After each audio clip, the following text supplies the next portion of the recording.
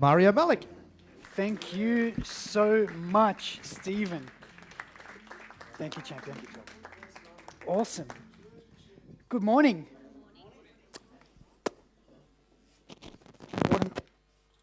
What an honor and an absolute privilege to be here.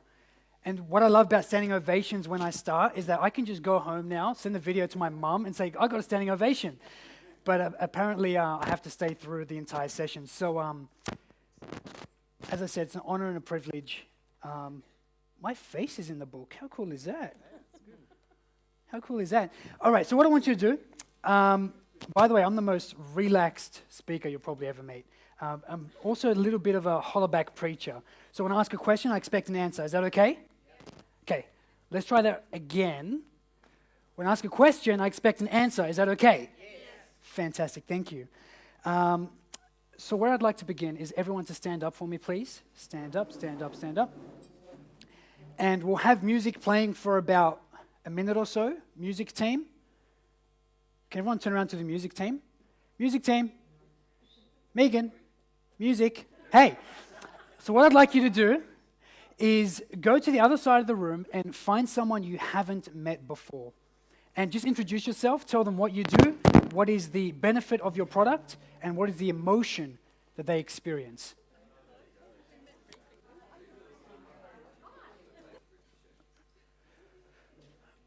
Who felt that their partner was a little bit unclear about what they do?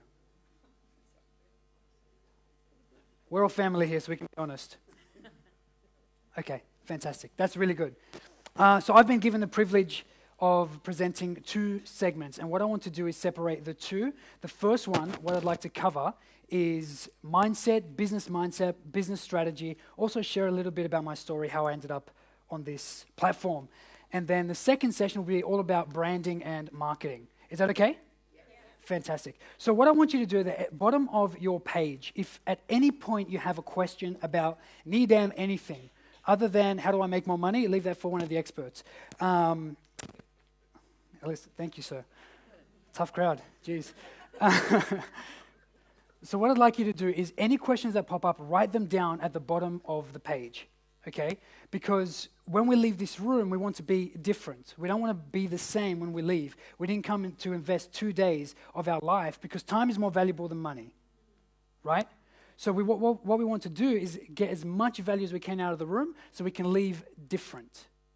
So let's just go for about 10 to 20 seconds. If you have any questions about marketing or sales or business mindset, what I'd like you to do is just write them down, okay? And if you have no questions, I highly question either one, and I say this honestly, either I question your integrity, because for anyone who says, I know everything, it's the beginning to knowing nothing. All you have to do is pick up the Encyclopedia Britannica and you realize that I know nothing about anything. Sorry, gentlemen, is that me that's making that sound? So for 10 to 20 seconds, any questions you have about marketing or branding or sales or shaving your beard before you present? Okay. We'll fix that in a second. Okay, so can I have music for 20 seconds because now we have an audio problem we need to fix.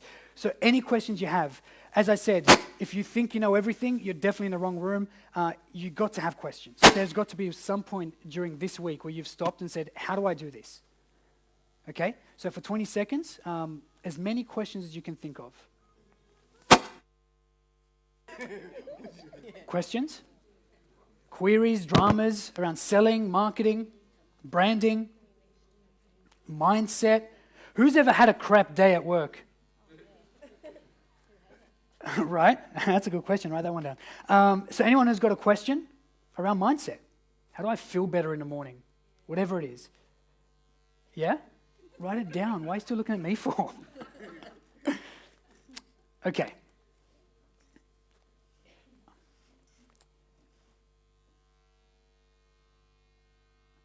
Very good.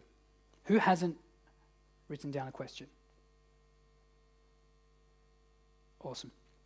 So I've been asked to stand up on the stage, so gentlemen, I'll accept your query. I'd like to share a little bit about who I am and how I ended up here.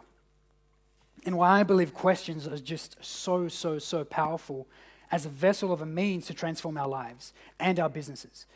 So I grew up in the shallow end of the socioeconomic pool in a place called Mount Druitt. Who's heard of Mount Druitt before?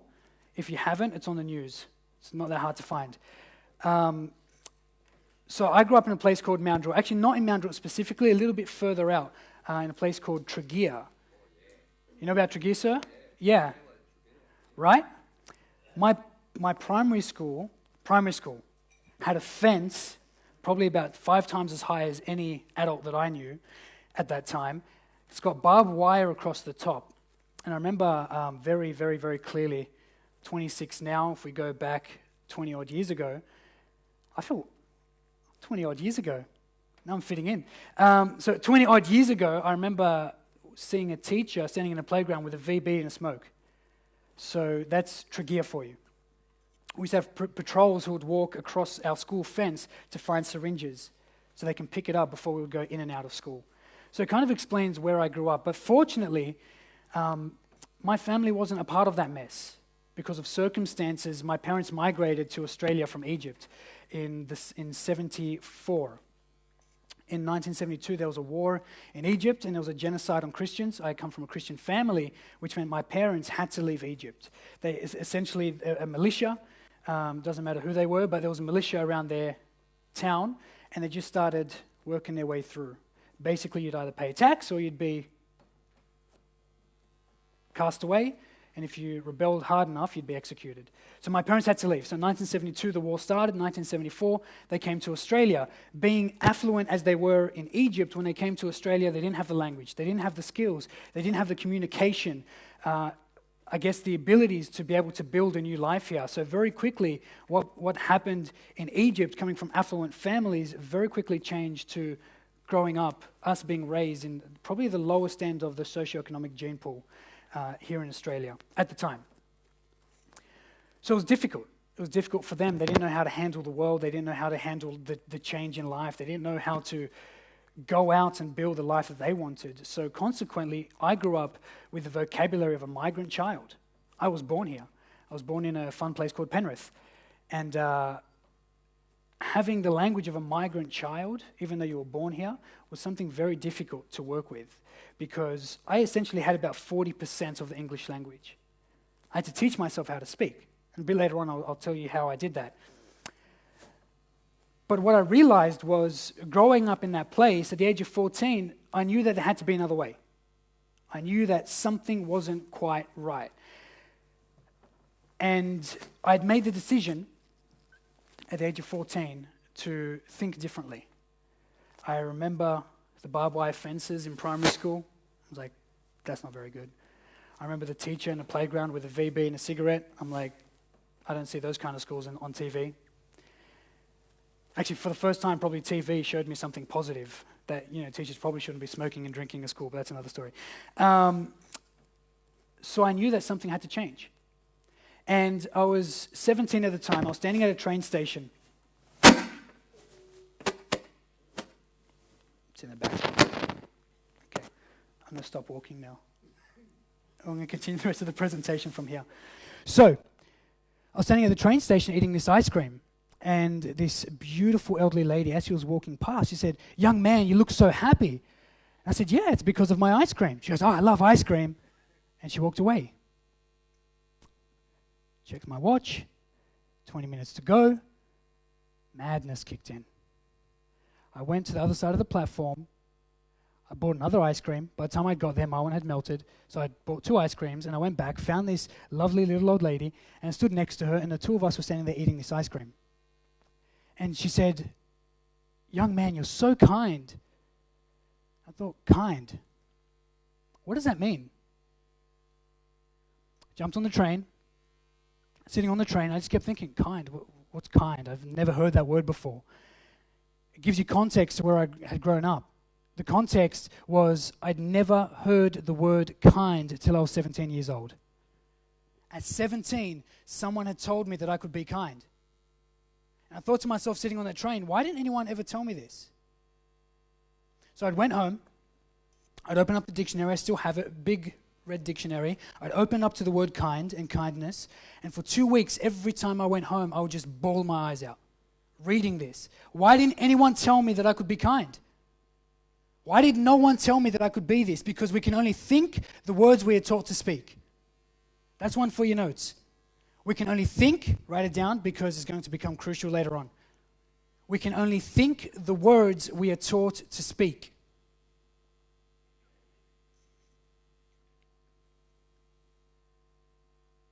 We're here for the next 2 days to learn, so I want you to take down as many notes as you can. There's no point in staring at me. You already know what I look like. So write down as many notes as you can and also as many questions as you can because we'll explore that as well. So I thought to myself, why didn't anyone teach me this? If I can't think it, I can't be it. So, at the age of 17, I realized that I know pretty much dinkum about anything. So what I would do for the next several months is open up different books and just find words which I didn't know the meaning to, and I'll just open up random books, find words, and there was more words I didn't understand than those that I did. And I got giant A3 bits of paper with just hundreds of words.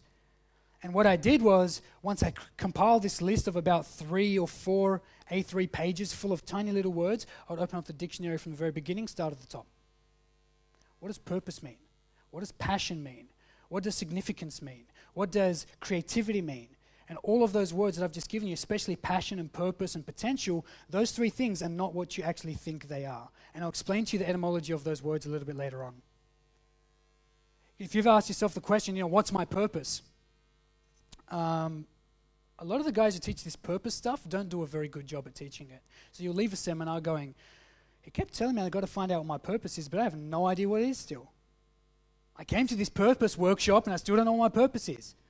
So we'll clear that up as well. Is that cool? All right. So the first section, I want to focus on mindset. And then the second section, I want to focus on branding, because that's my specialty. That's what I get paid to do. I travel the world speaking on marketing and branding. I've built to date 8 personal businesses. Outside of that, I've consulted over 300 companies around the globe in the US, UK, New Zealand, and Australia, teaching them how to build a world-class brand and a profitable business. So, but let's start off with the most important things, because context is sometimes a bit more important than content. So let's start off with the context first, and this will set the scene for the next 2 days. Okay? Is that cool? Yep. Wonderful. Context, always prior to content. So let's start off with the very first thing. And the very first thing is knowing your one thing. What we're going to explore over the next 10 minutes or so is, what is the one thing that you are an absolute master at? By show of hands, can just randomly shout them out, no need for a microphone. What businesses you're in? Anyone? Real estate? Wonderful. Teaching? That's awesome. HR? Cleaning? It's really interesting. I have to walk to the tables for people to say stuff. Sorry, camera guys. New homes and land. Fantastic. Okay. Paintball. We're going to have a chat. Financial advice. Digital agency. Fantastic. Ma'am? Same? Disability services. Fantastic. Okay. So you know your one thing. Let's get very clear about what that is, because if we focus on too many things, there's a famous quote, if you chase 2 rabbits, you catch none. So who is a little bit unclear, potentially about how do they deliver their message in terms of, I guess, your unique selling proposition? Do you ever struggle to explain to people the difference between your product or service compared to someone else's? Yeah? Show of hands.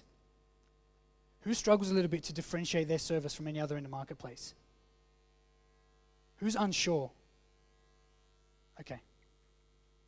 So let's talk about the one thing, because it's essential. Now, this is for yourself, but also your staff. If your staff are confused about the one thing which you do, it's going to be very difficult for them to service your clients the best way possible. So let's start off with that. Now, the idea of the one thing. At what point did you decide that this is exactly what I'm going to do? At what point did you decide I'm going to do nothing else other than this? And I guess what's interesting about this room, a lot of the people I speak to are entrepreneurs, which means they have their hands in a lot of different cookie jars. What I'm gathering from this room, which no one told me, was you guys are pretty well set in terms of what you do. Yeah? Okay. So there goes an entire 10 to 15 minutes of my presentation. But let's keep going anyway. So the power of the one thing, it comes down to the idea that when I walk out into the marketplace, am I known for what I do? Am I different to my competitors? And do I stand out in the noise that's in the marketplace? Personally, I don't necessarily believe in competition. The reason why I don't believe in competitors is because if I'm better than them, they're not my competitor. If they are better than me, I'm not their competitor. But here is the distinction. The distinction is who stands out the most. You can have the best product in the world, but if people don't know you exist, they can't see you. If they can't see you, they can't pay you. So it's not about who I am in terms of how good I think I am. Here's where most people go wrong. They start off by designing their businesses with, I think I've got a good idea, or I'm really good at. I don't think the marketplace really cares about what we think we're good at. I'm trying to find this cable. Found it. Okay. I don't really think the marketplace cares. Who cares how good I think I am? You know, people say that whenever you run a workshop, the only two people who show up is your mum and your grandma. Well, I said to my mum one day, hey, I'm going to become a speaker. She goes, people pay you to speak? I said, yeah. She goes, I've been trying to pay you to shut up this entire time. And how are you still getting paid to speak? I'll pay you to stop talking. But thankfully, she's not rich enough. No, I'm joking. The bill to speak is usually a lot more than not to speak. Except when she feeds me. When you're fed, you just go quiet for about 25 minutes. So in the second session, we are going to explore branding. How do we differentiate ourselves from any other product or service in the marketplace? But to go beyond from that is what is it that genuinely makes us different? And I believe that the thing that makes us different to any other product or service in the marketplace is our attitude. If the competition doesn't show up, we've got to have the attitude of showing up. If the competition, I'm going to stop using the word competition. I use it for context's sake, but it's not very real. If the competition is making the phone calls, we got to make more phone calls. If the competition is not making phone calls, we have to have the attitude of making the phone calls. If the competition, you speak to one of your clients and they say, hey, I've just moved over from this other company, ask them why. And they say, I really didn't feel the customer service was that great. That's a challenge for you to refine and to perfect your customer service experience. So your attitude is, I believe, the one differentiator. It's not the way you pitch it. It's not the color of your business card. Now, all of those things are important, but they're not the most crucial things. It's the attitude. Do you show up when they need you most? Do you send an email before they email you? Do you face the music? A lot of people in business, this astounds me. A lot of people ignore their customers. The customer wants something done, and you know you're not ready. So you just, Sally's not here right now. And Sally's in the background going, we have to face the music. Be the person who sends the first email. Be the person who makes the first phone call saying, hey, I know you're going to call me on Tuesday. Today's Monday. I'm letting you know we're not ready for Tuesday. Who would be upset if they got that phone call? Who would be upset if they were ignored? Show of hands. Who would be upset if they were ignored? Right? So think about how can your attitude be different to your other competitors in the marketplace? Now, if we're looking at the one thing as a whole, this is where it gets really, really powerful. Because I know Stephen mentioned the 12-week plan. Can I have a copy of that booklet? Is that okay? I can't walk off set because camera. Sorry, guys.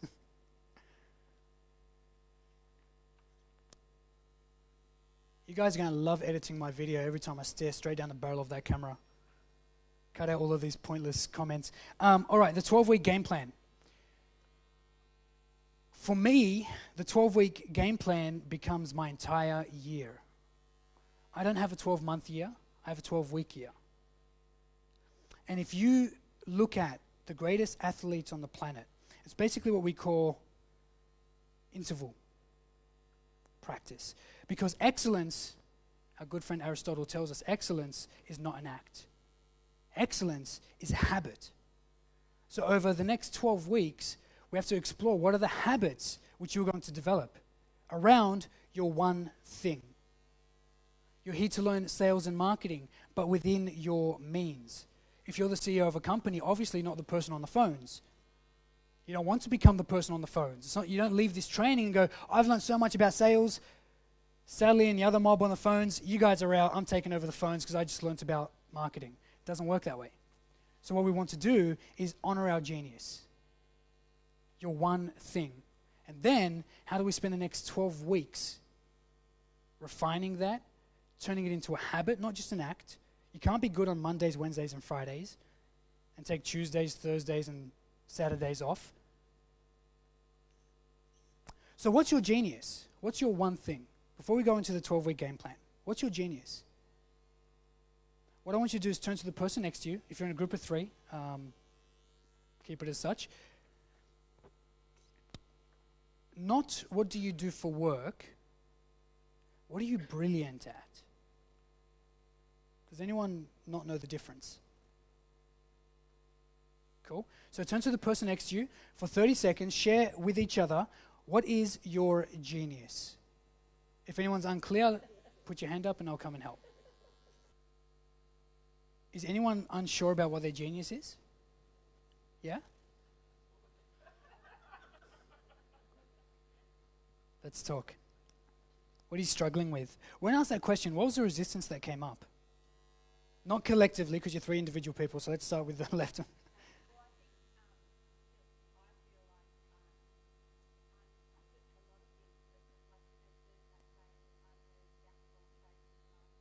Yeah.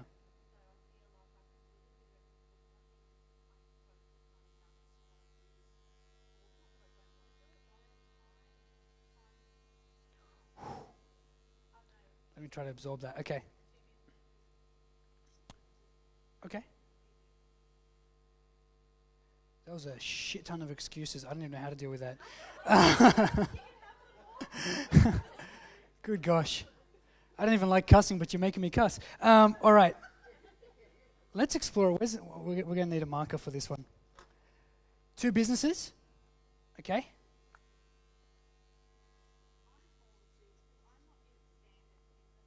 Not your standard business owner. Okay.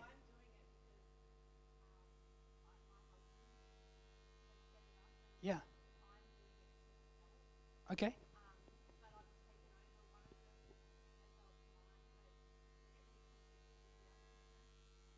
Yeah.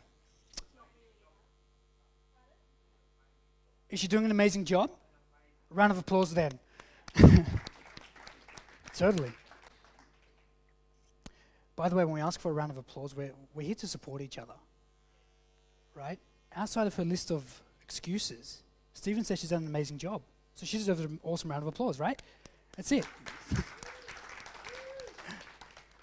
I'm just heckling. Now that Stephen says you're doing a good job, I can't go too hard.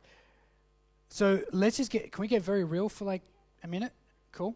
All right, 2 businesses. Kids? 3 kids. 4 kids.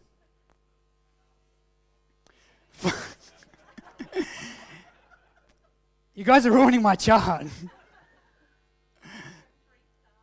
3 staff. What are the businesses? Okay.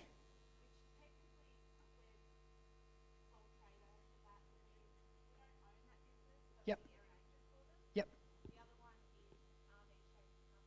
Okay. Okay, so brick and mortar business. Cool. What are you struggling with? Time? Awesome, because as we explore the one thing in the 12-week year, we'll speak about time and time management as well. What else?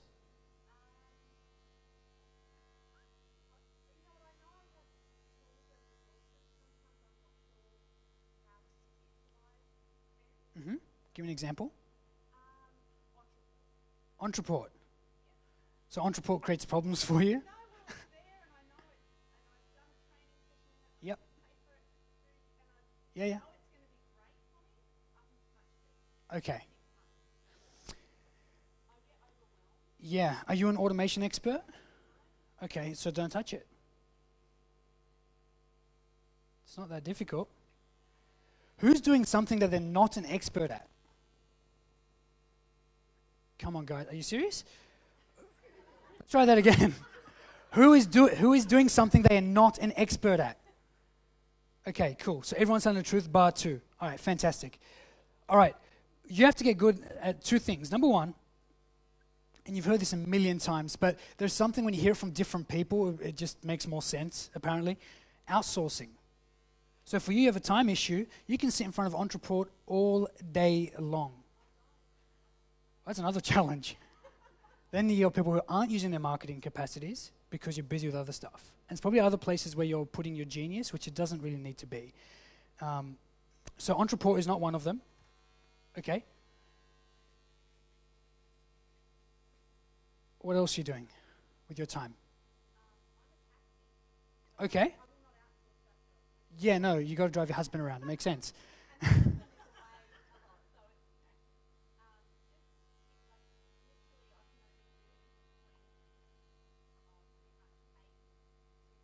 8 and 2:30.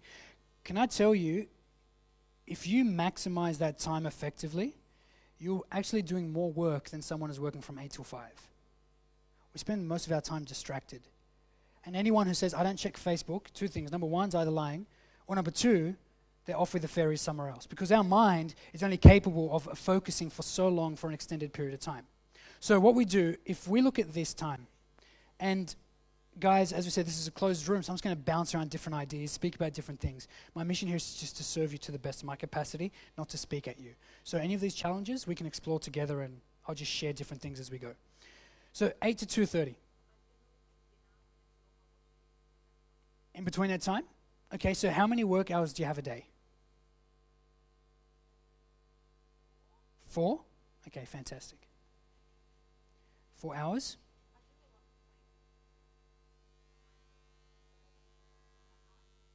As well? Okay.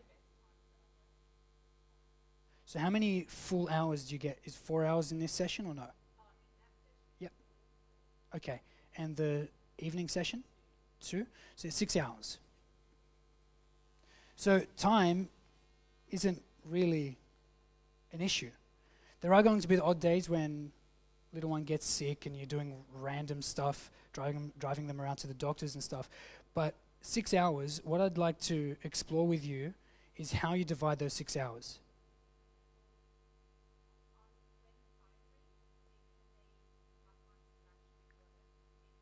Okay.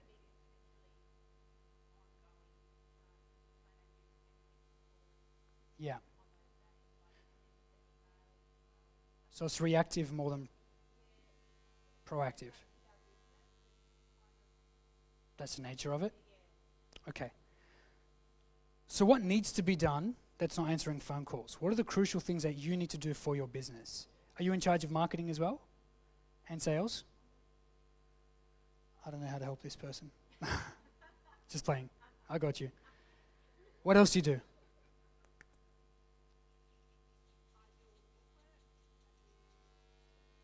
Books as well? By the way, this is true for a lot of us. Okay? If we're very, very real, for a lot of small businesses, we don't have the resources to just hire our staff in every aspect. So the reason why I'm exploring this to this depth is because this is true for a lot of us. Okay? Good to acknowledge. So you're doing the books, you're doing the marketing, you're doing the sales calls, inbound and outbound?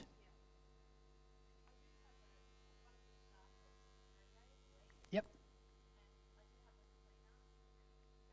A cleaner and a gardener, that's going to help inside. Oh wait, that's for the business, right? For the... Okay.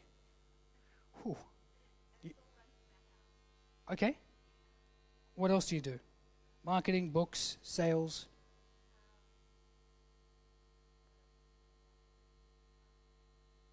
Anyone can help her because you guys are probably we're all doing the same stuff. So expos. Anybody else do expos in their business? Yeah? Cool. Monthly? Okay. What else? Anything else?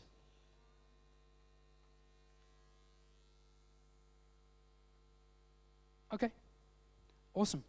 So here is what I'd like to challenge you.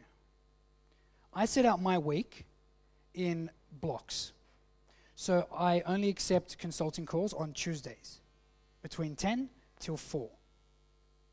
That's the only time that I consult one-on-one with my clients. Outside of a Tuesday, you don't get to speak to me, or there's a 20% surcharge because now you're just mucking with my flow of things. Okay? So for you, I'd like you to explore, could you do your marketing, which, let's be very real, hopefully by the end of this weekend, we're getting better at it. But if it's not your expertise, probably explore avenues to outsource that. But what day can you do your marketing for at least 3 hours? Reality is, if you're not a genius at it, after 3 hours, you're going to get burnt out. So, one of them? Yeah? Marketing? Okay. We were going to explore words a little bit later on. But let's go into it now. If you remember, I said to you, we can only think the words we are taught to speak. Yes? By a show of hands, who thinks they know what marketing is? There's no right or wrong answer. Yeah? What do you think marketing is, sir? Okay, that's the wrong answer. No, I'm joking. I'm kidding. I'm kidding. Sorry, say that again. Selling the business?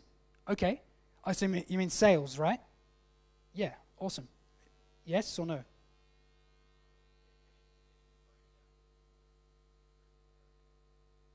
Increasing your profile. Did you notice what just happened? I asked about the word marketing. You're a blessing. You came right at the perfect time. I'm so glad I heckled you. Marketing is about getting your brand out there, but it's also about making sales. But it's all about promoting yourself. Hold up, what is it? What's marketing? What's branding? What's selling? What's promoting? That's the right reaction. So, don't know. Who thinks they know what marketing is? Honestly, there is no wrong answer. Building trust, awareness, all of the above. Who struggles with marketing? Okay, let me tell you why you struggle with it. There are 4 art forms in business. How many art forms? There are 4 of them. No, there's 4. You have to write this down. Okay, this is absolutely crucial for the rest of your business life. Okay. The first art form is branding, and leave 2 lines below branding. So each one of these words, leave 2 lines because I'm going to give you the definition of each. The second art form is marketing.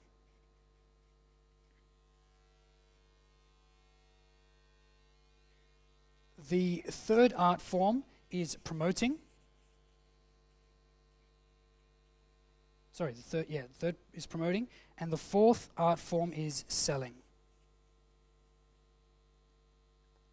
Why do you think I've given you 4 words instead of 1 and just called it marketing? Just shout some answers out. It's a process. Very good. What else? Subcategories of...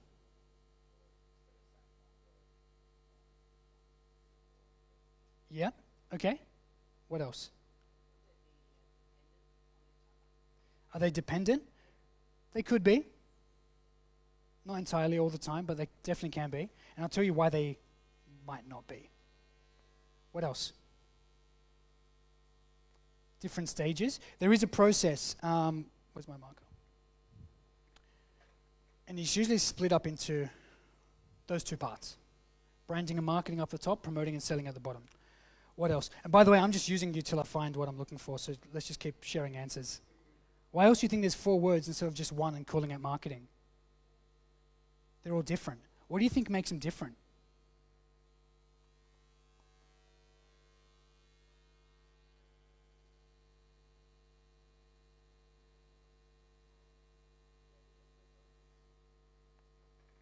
Yeah. Awesome. So let me tell you why these 4 art forms are different. And this, if you get nothing else out of what I say, if you just identify the difference between these 4 words, it's going to change the game for you. Because each of these things are a separate art form in their own right. Okay? First one's branding. Branding, this is for your notes. Branding is the art of using story. Branding is the art of using story, design, and user experience to differentiate your product or service from any other in the marketplace. Branding is the art of using story, design, and user experience to differentiate your product or service from any other product or service in the marketplace. Next one's marketing. Okay. Sorry.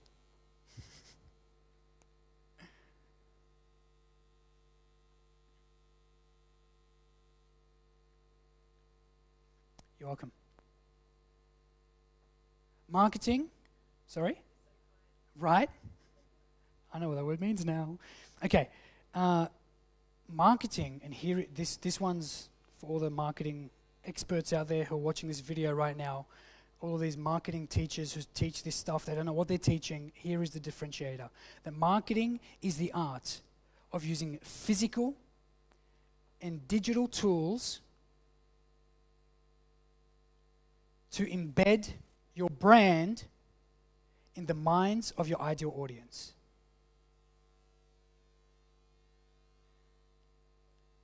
Marketing is the art of using physical and digital tools to embed your brand in the minds of your ideal audience. Marketing is not selling. Marketing is not branding. Marketing is not promoting. Marketing is marketing. Marketing is not branding. If you're designing a business card, what are you doing? Are you marketing or are you branding? Branding.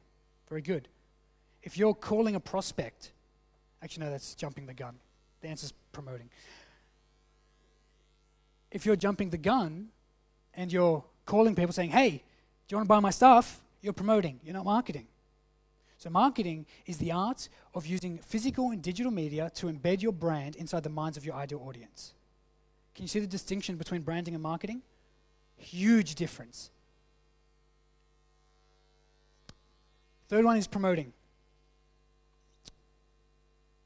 Promoting is the art of strategically placing your product.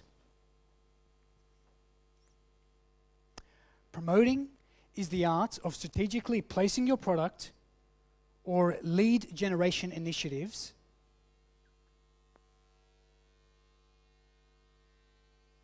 This is a longer one, so I'll give you a second to write it down. So promoting is the art of strategically placing your product or lead generating initiatives in front of your specific audience.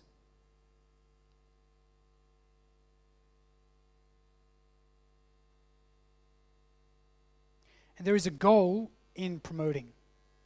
Promoting has 3 goals. When we promote what we do, so compared to marketing, here's the distinction. If you remember, marketing is to embed the brand in their minds.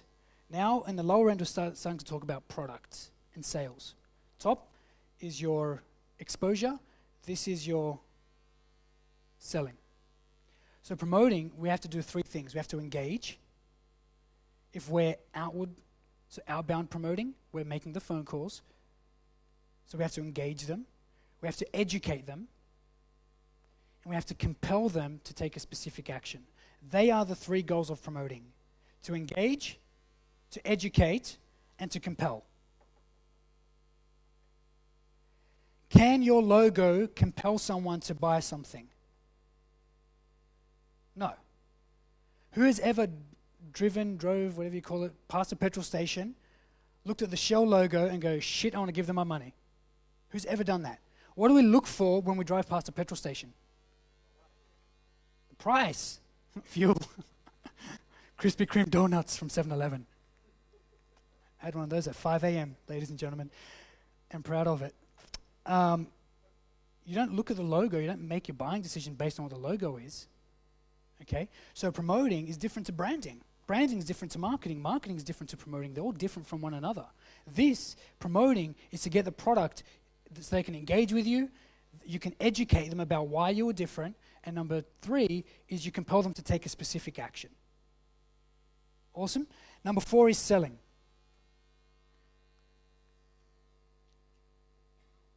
Number 4 is selling. And selling is the art. What is it? 3 people were listening. What is it? The art. It is the art of serving a specific audience.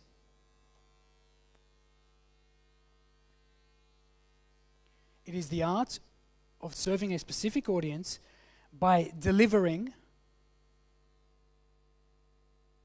a product or service that is worthy of being paid for.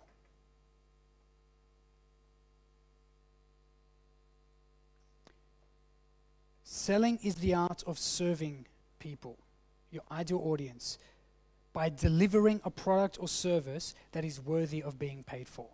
In the second session, we'll explore what makes your product or service worthy. But for now, there are 2 key words in that statement. Number 1 is selling. What do you think the second key word is in that statement? No? No. Worthy, we'll explore that later on. But no? No. Look, I gave you the statement. It is the art of serving a specific audience by the means of delivering. What good is it selling something and not delivering? You know what that's called? Refunds. You know what they are? Expensive. Because not only are you refunding the money, you've also got to pay the bookkeeper, pay yourself, with a Krispy Kreme donut. You have to pay someone to fix all this rubbish up, and you're spending time. So giving a refund, you're not actually refunding the entire price, you're refunding the entire price plus some more. So if you don't deliver, which we'll explore in the second session as well, there's no point in selling. Make sense? Yep, awesome. So they are the 4 art forms. So branding is the art of using story, design, experience to differentiate your product or service from any other product or service in the marketplace. Marketing is the art of using physical and digital media tools to embed your brand inside the minds of your ideal audience. Promoting is the art of placing your product or service and lead generation initiatives in front of your ideal audience with the goals of engage, educate, and compel. And number 4 is the art of serving your ideal audience by delivering a product or service that is worthy of being paid for. Yes, ma'am. Yes. Yeah. Can you see the difference? Who can't see the difference? You're scratching your head up the back. I'm like, really? It took me like 6 years to put that shit together. No, I'm playing. It's a genuine itch. There's a massive difference. So if you're confused about what you're working on, you have to realize that these 4 art forms have to be tackled as individual processes and individual skill sets. If you're marketing, you think that your marketing is selling and promoting is branding, you're never going to get it right. You're going to get burnt out. You go, hold up, I've been selling for the last 3 hours, or I've been marketing for the last 3 hours and no one bought. It's a different art form. And the mindset changes. Okay? Very good. So, back to our good friend, Melissa. Melissa, right? Yeah. So you're marketing. Let me ask you this question again. What are you doing? Yeah. Okay. Yeah.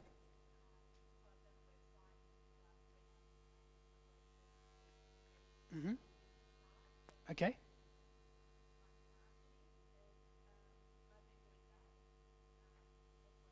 Mm-hmm.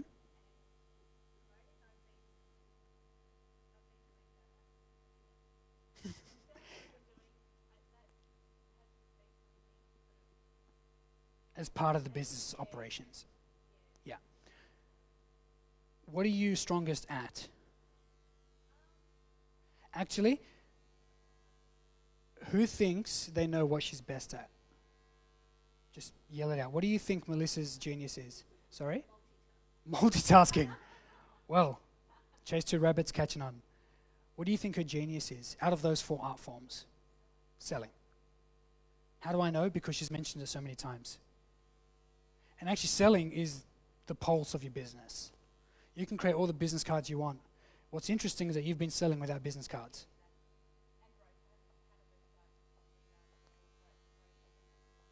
Okay, so for everyone who didn't hear that, she's been selling without a website, without brochures, without business cards. So part of me, I'm a branding guy, so I have to honor my genius and say it's really good what you're doing, but you're also kind of wasting your time a little bit. But, there is a but, just before you have a mini heart attack. It's good, because that is going to yield a return later on. That's right. So she wants to increase the sales. If you're not online, you're not in business. Everyone searches your website. It's just have something up there. Just get started with something. Okay, so they are 4 words which we were going to explore in the second session, but it was crucial to identify them now. All right, so your marketing, really what you're doing is spending most time selling. I feel that's most likely your genius. The website, are you fully happy with it? 90%? Cool. Has any marketing or branding whiz looked at it? Okay, would you be... Okay, awesome. Would you be afraid if they criticized it? Okay.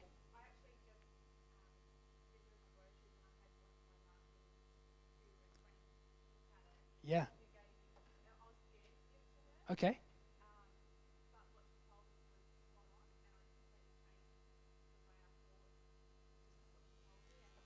Very cool. Nice. That's really good. You're one of the lucky ones. A lot of people who try to do their own branding and marketing and whatnot, they don't do a very good job at it. But congratulations, like honestly, it's really good. So you're selling, how many of these hours are you selling?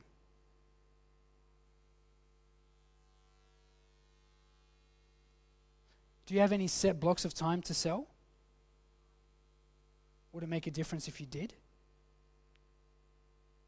Let's say you set aside 3 hours every week and you just focused on reaching out to people.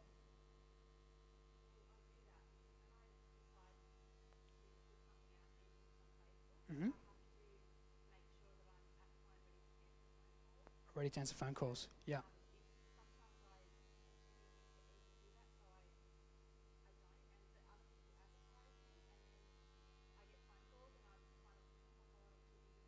Okay. We need to have a very big offline, we'll have this conversation, a very big systems conversation.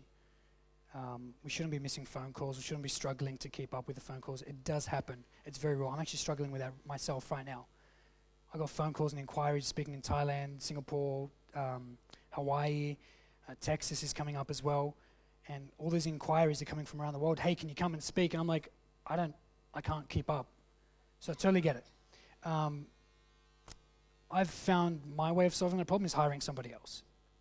Just hire someone to manage my bookings. It's completely changed the game.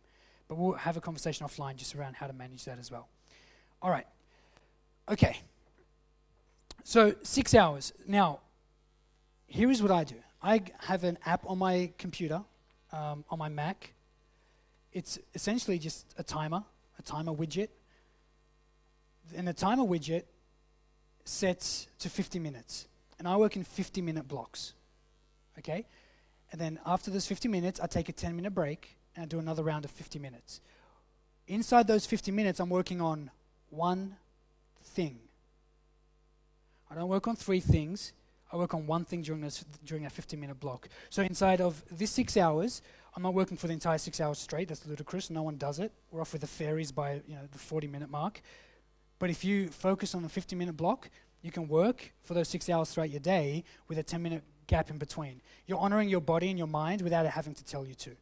If your mind is telling you, have a break, you're doing it wrong. You want to honor your humanness, and after 50 minutes of solid thinking, you want to move on. what I've noticed that inside those 50 minutes, I'll actually get more done than if I had 6 hours to do the exact same task. Okay? And that's what comes down to, that's what boils down to the 12-week plan. Your 12-week game plan. It says month 1, flip to that page for us, just so you can have a look at it. Your 1-month challenge. The reason why we have to get rid of annualized thinking, the 12-month year, we have to get rid of that. Because the reality is, when you start off the year, you start off strong. We're going to make X amount of sales by December. We're going to increase our revenue by such and such. What happens on one of your days, you're going to work, your car breaks down, you have a shit day. And then the next day, the electricity goes out in the building. You've now lost 2 days of work. And 3 days, and 4 days. Next thing you know, you're in May going, what happened in January? We haven't achieved any of our goals yet, but there's still more time. Still got another however many months, 7 months. So you go all the way up until, July, and okay, pressure's on a little bit, but that's okay. We have another 6 months until we reach our 12-month goal. The reality is you heap up so much stuff on yourself towards the end of the year, you're absolutely burnt out, emotionally exhausted. The time doesn't change. You've still got 6 hours a day, but you're emotionally exhausted because now you feel like a failure. We haven't achieved our goals. So what we want to do is make it really, really clear that if we move out of this 12-month thinking and move all the way down to 12-week thinking. Because I can plan at the beginning of the year that by July I'm going to have a website. Reality is, you can pay someone $300, and get a very good website. It's a bad example. You can pay someone $2,000, and you can have that website done in a week. You've given yourself 6 months, and you're not a genius at it anyway. So if we condense our 12 months all the way down to 12 weeks, think of what is the 12-week year. And all of those things you assumed you're going to achieve in 12 months, you can achieve in 12 weeks. I've seen it happen over and over and over again. But here's the differentiator. The distinction is this, is that you have to honor your genius. If you are not honoring your genius, I'm guilty. When I first started out, obviously now I'm branding, marketing dude, all that kind of fun stuff. But even booking speaking gigs. What do I know about booking speaking gigs? I'm a speaker. Do I know how to book them? Not so great. Do I have the time? Absolutely not. So we start outsourcing. So for you to achieve your 12-week goal, you must honor your genius. If you write down a goal that isn't your genius, and by the way, this is my theory of it. So if Stephen thinks differently, he's the leader of the pack. He can share with you guys differently. And just delete all of this out of the video. If you're not honoring your genius, what ends up happening is that you're going to spend what you believe to be 1 month is very quickly going to turn into 2 months. If you're not an expert at building websites, don't even bother trying. Don't jump on Wix and all this other nonsense. Hire someone. Okay? Any questions around the 12-week year? No? Any questions at all around this session? Anything that's come up? Yes, ma'am. Mm-hmm. Yeah. How do you find the right expert? Generally, referrals. I don't hire anyone who hasn't been referred by someone else. The reality is because they've already done the testing. You're welcome, sir. They've already done the testing. They know if that person's good or not. So, very, very powerful question. Also for sales, but also for hiring, is who do you know? That question will change your life. Who do you know that's good at building websites? Who do you know that can teach me such and such? Who do you know that can help me with such and such? Who do you know that wants a full-time job and actually show up to work? Yeah? So I would start there. Start off with the who do you know question. There's a lot of people inside the room and a lot of experts as well. Reach out to them. Who do you know who's good at this? Who do you know that's good at that? This 12-week game plan, I don't want to say too much so I don't kind of mess your script about it. I've got my own beliefs around the 12-week. Create one for yourself and create one for your team. Because their genius is different to yours. You have to know what your genius is. what am I going to do over the next 12 weeks to achieve what I wanted to achieve in 12 months? Now do it in 3 months. And then create one for your team. Team, your goal is to such and such. You can even go down to the level of each individual staff member. Your goal for the next 30 days is to increase sales by 1%, as an example. That's their goal. Your goal as a business owner could be something completely different. Okay? And with this, what ends up happening is that you go down from your 12-month plan down to a 3-month plan, but now we have to go down to the monthly level. At the monthly level is where it starts getting crucial. Because you can have a bad month, you have another 11 to go. If you have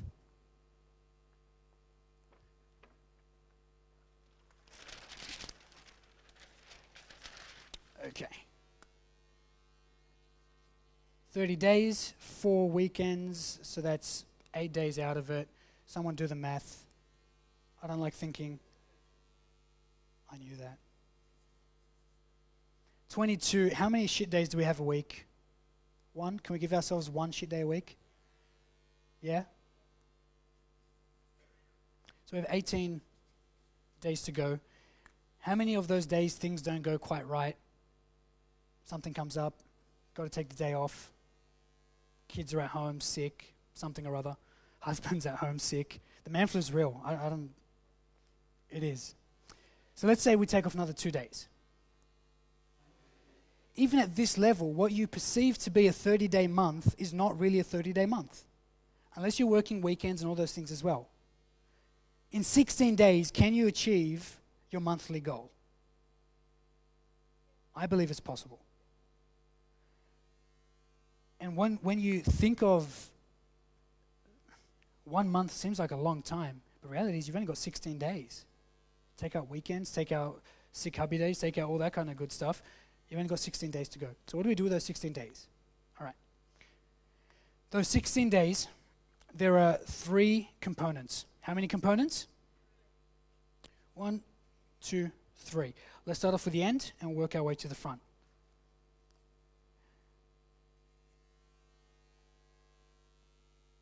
Number 3 are your buffer days. I'll explain that in a second.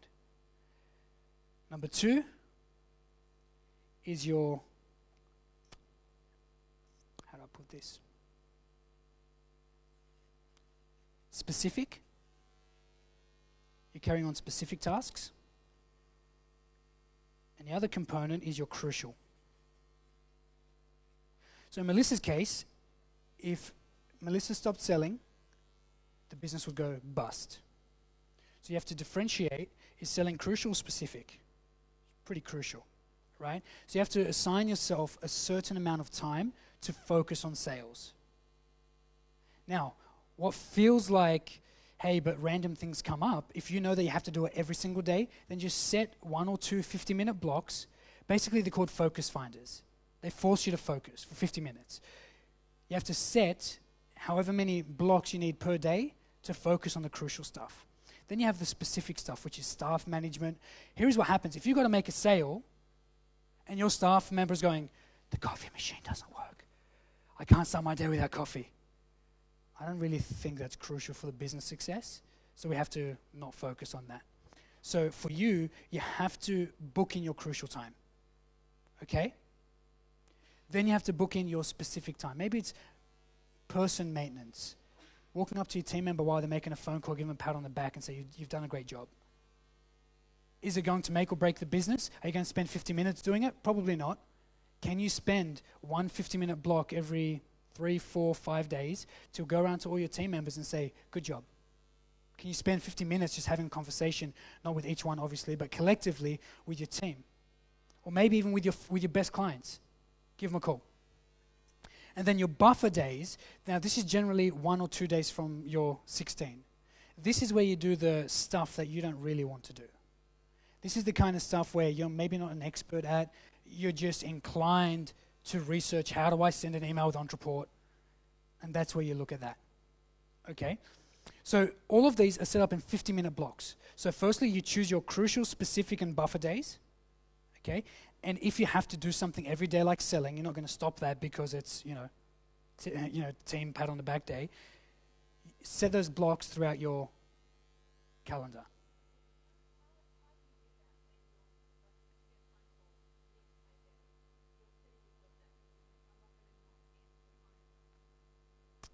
Yeah. Yeah. 20 minutes.